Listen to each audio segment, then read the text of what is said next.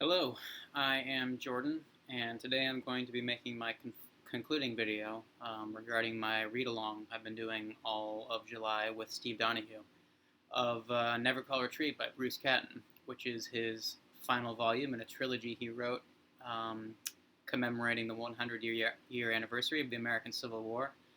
And based on this final volume, which is the only volume I've read, it is a magnificent work of history. Just very, very thrilling narrative history. He has such a novelistic style, but not in a sense that it feels like he's taking away from the power of the book as history or taking away from the credibility of the book as history. I'm not an expert, but for the most part, Catton seems very reliable. He seems to be relatively unbiased, which is, as I understand it, fairly rare in writing about the Civil War, particularly of this time period, the mid 20th century. I do think that he displays some bias, particularly in the way he writes about the Lincoln administration. It seems to me that he downplays quite a bit the more authoritarian or perhaps even fascist tendencies of that administration. But one of the fascinating things about the American Civil War is the way that those tactics were utilized in such a way that they saved the country while also transforming it into something far better than it was and saving it from the colossal sin that was slavery. It's a very, very complex historical moment for that reason. And this chapter, we're only covering one chapter in this final video, and it's the seventh chapter, the final chapter in the book, and it covers the end of the war. I think that perhaps it's a little rushed compared to some of the other chapters, or compared to the kind of the pace of the rest of the book. Not in any sense that is like really leaps out at you like, oh, okay, this is Catton really just trying to barrel to the end. But there are certain aspects of the war that he fails to cover with the amount of scrutiny that he does earlier moments in the war. For example, Sherman's March to the Sea gets very little mention at all. It doesn't even get its own chapter. If you're going to devote an entire chapter or subchapter to Gettysburg, it seems like you should certainly devote at least that much attention to the notorious March to the Sea, which was a massive blow to Southern morale, of course, but also it really left a scar on the American psyche to an extent that I think still survives a little bit to this day. I think that the intense waste and aggression and just the sheer amount of looting and pillaging and burning that resulted from Sherman's March and was a direct goal of that march did some serious damage and some unnecessary damage to the Southern psyche. I'm not, of course, defending the South at all, but I think that the kind of combination of Lincoln, Sherman, and Grant was very, very brutal, and perhaps unnecessarily so. But that's kind of beside the point. I think there is, of course, an argument to be made. Steve Donahue made it in his video, and Catton, to a certain extent, makes it in the book, that the tactics used by these three men were necessary. In the way that the war was going, it was a natural development, and it was the only possible outcome. And certainly the unwillingness that the South showed to accept defeat for as long as they showed that unwillingness does tend to suggest that these kind of tactics were warranted. The South was very, very stubborn in holding on to the cause as they saw it right up until the very end.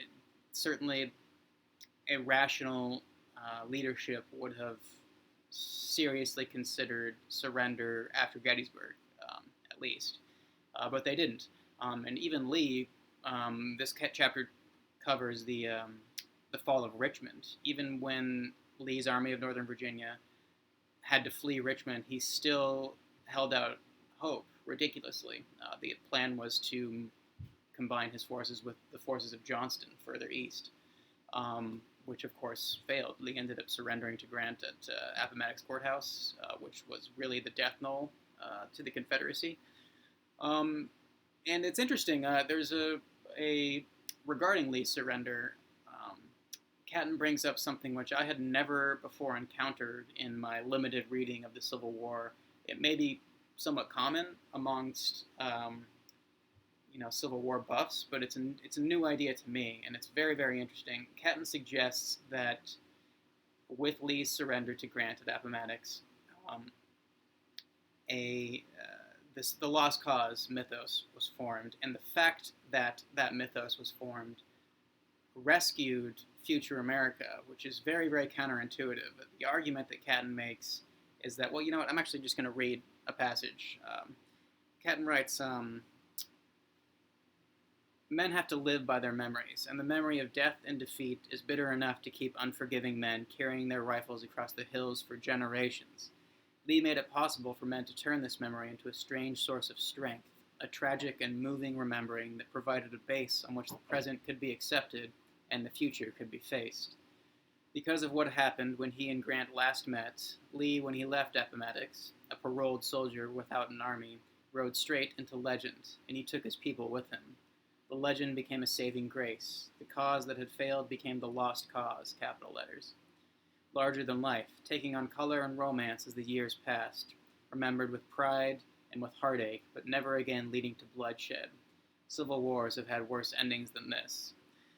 The point being that if the Lost Cause mythos had not entered the Southern psyche, there would be extended guerrilla warfare. There would be kind of unorganized, terroristic activities on the South's part, which, to a certain extent did happen during Reconstruction, but it wasn't an ongoing military concern. And Catton's case is that by Lee surrendering his army, rather than encouraging it, as one of his underlings suggested he do, rather than encouraging it to disperse and engage in guerrilla warfare in the hills, which would have set into motion a chain of events which would probably have led the Southern cause to becoming largely a guerrilla movement. Rather than that happening, the Lost Cause enabled it to enabled the Southern cause to kind of be put to rest and to have this glorified romantic burial, and as a result allowed the country to move forward. Now, the Lost Cause is a reprehensible and historically mistaken way to view history, certainly. But that is an intriguing argument. I do think that, as Catton says, many civil wars have had far less defined and less peaceful endings than the American Civil War, and there is perhaps something to be said for the idea of romanticizing the losing cause enabled the country to move forward to a certain extent. It's a very interesting idea. I don't know, let me know what you guys think if you've heard of this before. But that just demonstrates how Catton is able to bring these fresh perspectives and interesting ideas in such eloquent ways onto the table, which makes the book just a fantastic reading experience overall. Like I said, I feel like there are certain elements which are perhaps underexplored in this final chapter, one of them being Sherman's March. But also, I was hoping to get a little bit more on Reconstruction. We get almost nothing. Essentially what we get is Lincoln's first tentative movements towards Reconstruction near the end of the war. And then the book more or less ends with his assassination, so we don't see how, it's of course told to us that his plans were not enacted by his successors, but we don't see exactly what happened. So it'd be nice if we got like one more subchapter, perhaps talking about the way things panned out in the following decade or so, but we don't, and that's okay. It is perhaps a more concise way to write about this war, to simply end with the end of the war. Certainly Reconstruction has entered mythology as much as the war itself has, so it's not like we're left totally in the dark. But yeah, I was left wanting a little bit more with this final chapter, but overall, it's a wonderful read. Catton does a great job, not only with the narrative excitement and the characters and the ideas of the time period, but also just with laying out some own ideas of his own. I mean, maybe they're not ideas of his own, but they were new to me, and very thought provoking. So it's a fantastic book. Honestly, I have really very few negative things to say about it, which was what I expected. This is my second read from Catton, and it did not disappoint. So let me know what you guys think if you read along with us. It's been a lot of fun. For some reason, I find myself wanting to kind of dig into the Civil War every summer. Last year I read some Civil War fiction, which was great. I read The Red Badge of Courage for the first time. I also read Andersonville by McKinley Cantor, which was just one of the greatest reads of the year for me, a fantastic novel.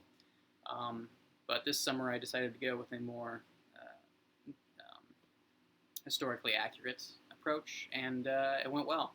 So once again, thanks for watching, and let me know what you guys think of the book if you read it, and have a good day.